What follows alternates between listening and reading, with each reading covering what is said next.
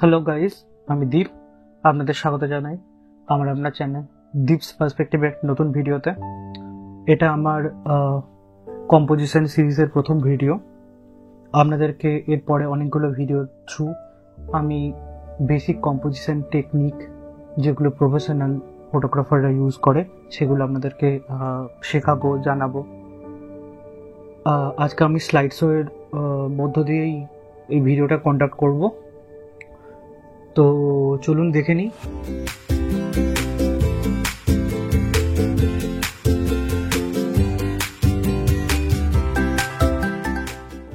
আজকের পার্ট 1 এই সিরিজের আজকে আমরা রুল অফ থার্ড নিয়ে কথা বলবো।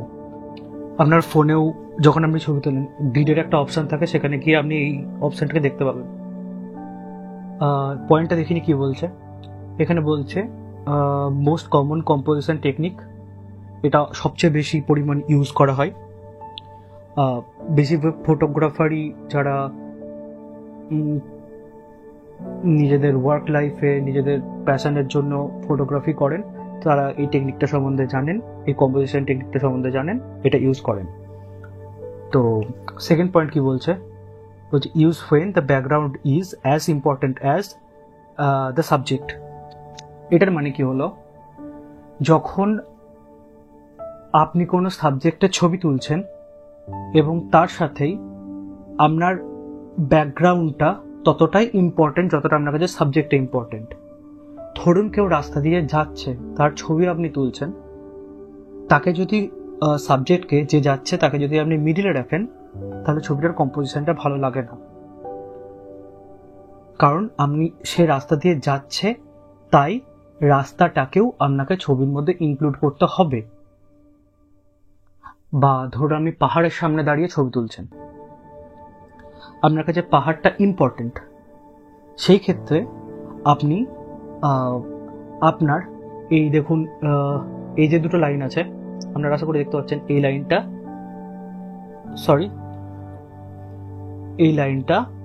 বা এই লাইনটা, এই দুটো লাইনের মধ্যে যে কোনো একটাতে আপনি সাবজেক্টকে রাখতে পারেন, বাকি পুরো অংশটা জুড়ে থাকবে হচ্ছে আমাদের পাহাড়টা। সেই অ্যানালজির ক্ষেত্রে এটা প্রযোজ্য হবে। সো সাবজেক্ট আপনার কাছে ইম্পর্টেন্ট, তার সাথে সাথে ব্যাকগ্রাউন্ডটা আপনার কাছে ইম্পর্টেন্ট, তখন এই টেকনিকটা আপনাকে ইউজ করতে হবে। বেসিক্যালি এটাই মানে দেয়। চলুন কিছু এক্সাম্পল দেখে নেওয়া যাক। প্রথম এক্সাম্পল, এই কুকুরটার ছবি আমি তুলেছিলাম। তো আপনি একটা জিনিস লক্ষ্য করে দেখুন, এই কুকুরটা ছবিটার বেশিরভাগ অংশ জুড়েই নেই।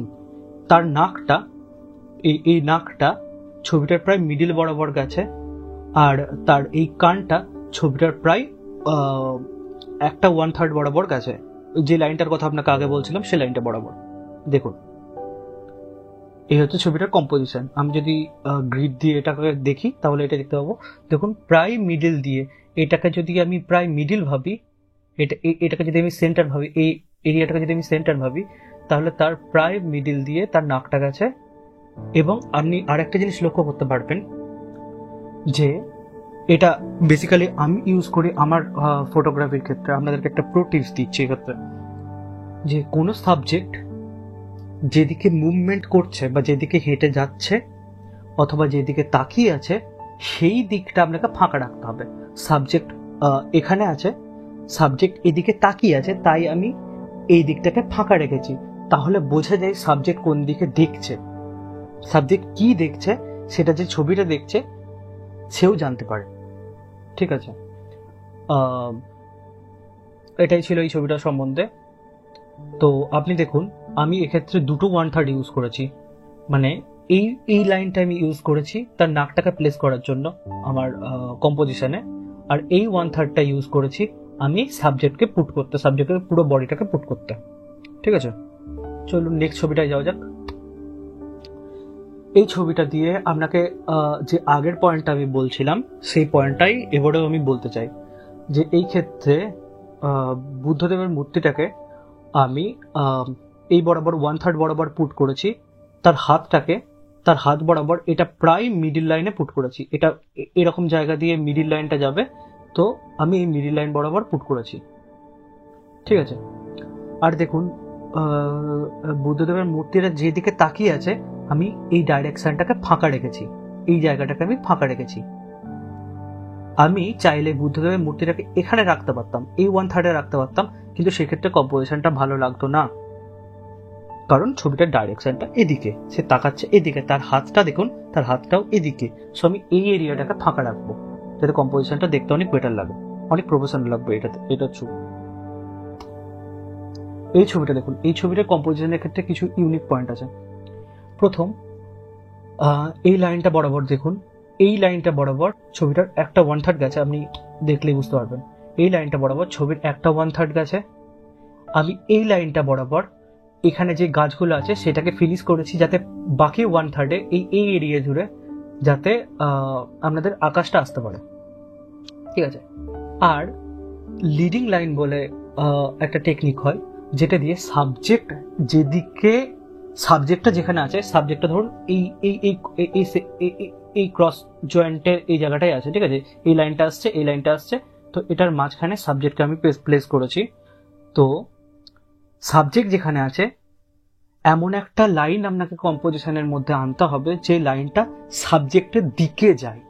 যেমন আমি এক্ষেত্রে ছবিটাকে এমন অ্যাঙ্গেল থেকেই তুলেছি যাতে এই যে লাইনটা ফর্ম হয়েছে না, এই দেয়ালে যে লাইনটা যার উপর গিরগিরিটা বসে আছে, এই যে লাইনটা ফর্ম হয়েছে সেটা সাবজেক্টের দিকে যাচ্ছে।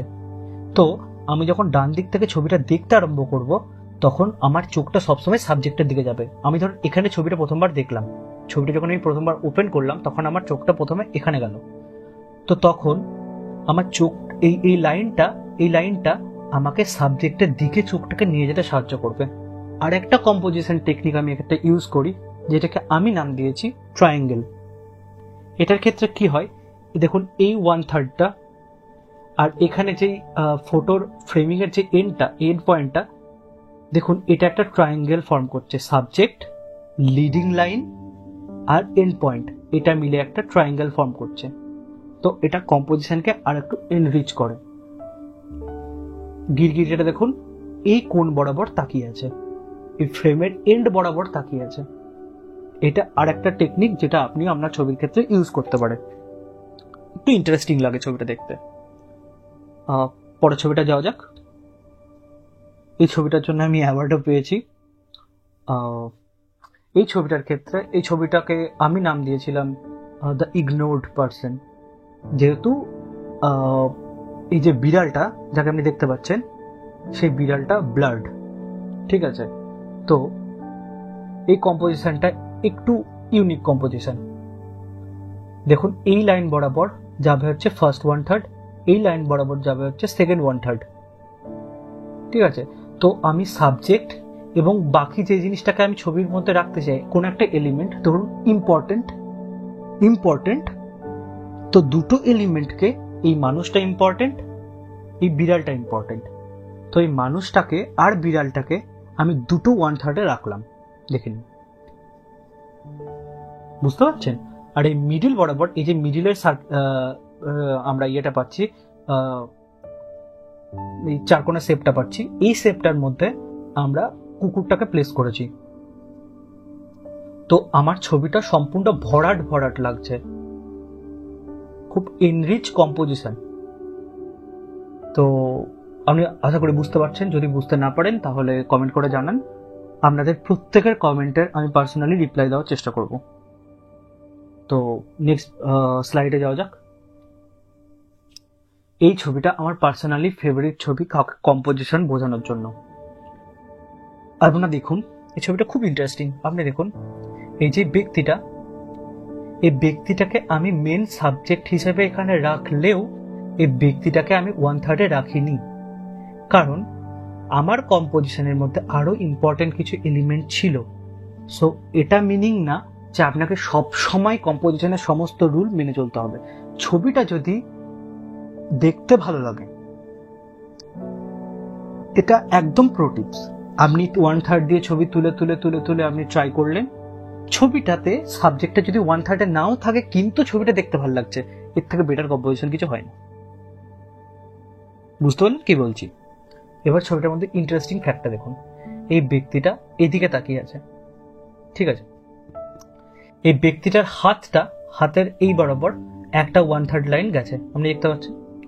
এই ব্যক্তিটার হাতটা লিডিং লাইন হচ্ছে এই ব্রিজটার জন্য, আপনাকে যে লিডিং লাইন বলছিলাম, এই ব্যক্তিটার হাতটা লিডিং লাইন হচ্ছে এই ব্রিজটার জন্য, আর ব্রিজটা লিডিং লাইন হচ্ছে এই বোটটার জন্য। বোটটা ব্লার্ড, কিন্তু কখনো কখনো সাবজেক্টকে ব্লার করে বোটটাকে যদি আমি এক্ষেত্রে সাবজেক্ট ভাবি, ব্যক্তিটাকে না ভেবে বোটটাকে যদি সাবজেক্ট ভাবি, কখনো কখনো আমরা এই ভাবেই ছবিটা তুলতে পারেন যে সাবজেক্টকে ব্লার করে অন্য কোনো ইম্পর্টেন্টকে আমরা যদি করেন, তো ছবিটা অন্য কোনো ইম্পর্টেন্ট অবজেক্টকে যদি আপনি ফোকাসে রাখেন, তাহলে ছবিটার মধ্যে একটু ড্রামা ক্রিয়েট হয়। এই টেকনিকটা সিনেমাতেও অনেক ইউজ করা হয়, আপনি যদি লক্ষ্য করে থাকেন তাও দেখতে পাবেন। তো এই ছবিটা একটু ইউনিক ছবি, কারণ এই ছবিটার বটম 1/3 বরাবর ছবিটার হরাইজন গেছে। এই হরাইজনটা আপনি যেটা দেখতে পাচ্ছেন, এই লাইনটা এই ব্ল্যাক লাইনটা গেছে এই ছবিটার যে উপরে, এই ছবিটার যে দূরে আপনি যে জমিটা দেখতে পাচ্ছেন, মাটিটা দেখতে পাচ্ছেন, সেই বরাবর গেছে। সো সেকেন্ড এই মিডিল যে পুরো মিডিল সেক্টরটার মধ্যে ছবিটার সমস্ত এলিমেন্টগুলো আছে। বাকি 1/3 উপরের 1/3টাকে আমি ইচ্ছে করে ফাঁকা রেখেছি যাতে ছবিটার মধ্যে ড্রামা ক্রিয়েট করা যায়। এই ছবিটা আমার পার্সোনালি খুব ফেভারিট ছবি। আর থ্যাংক ইউ গাইস।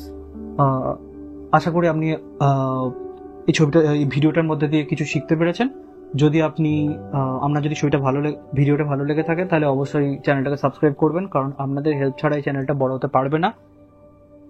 আর তাছাড়া আমি ভিডিও বানাতেও পারবো না। আশা করি আপনি বুঝতে পারছেন, আপনাদের সাপোর্ট ছাড়া ভিডিও বানানো আমার পক্ষে পসিবল হবে না। আপনি যতজনকে পারেন শেয়ার করুন। এরপরে আরো এরকম অনেক ইনফরমেটিভ ভিডিও আপনাদের জন্য নিয়ে আসবো, কম্পোজিশন নিয়ে, তারপরে ধরুন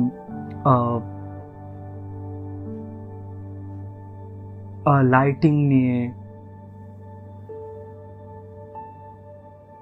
ছবির শাটার স্পিড নিয়ে, অ্যাপারেচার নিয়ে, ক্যামেরা সেটিং নিয়ে, ফোনে কি করে আপনি অ্যাস্ট্রো ফটোগ্রাফি করতে পারবেন, ফোন দিয়ে যা ফটোগ্রাফি পসিবল সমস্ত কিছু, ইনক্লুডিং ক্যামেরা দিয়ে, ডিএসএলআর দিয়ে যা ফটোগ্রাফি পসিবল, প্রায় তার অনেকগুলোই আপনাদেরকে চ্যানেলের মধ্যে দিয়ে আমি শেখানোর চেষ্টা করব। So thank you guys support করার জন্য। আর অবশ্যই একটা কমেন্ট করে যাবেন, অ্যান্ড সাবস্ক্রাইব করে দেবেন। Thank you. আমি দীপ।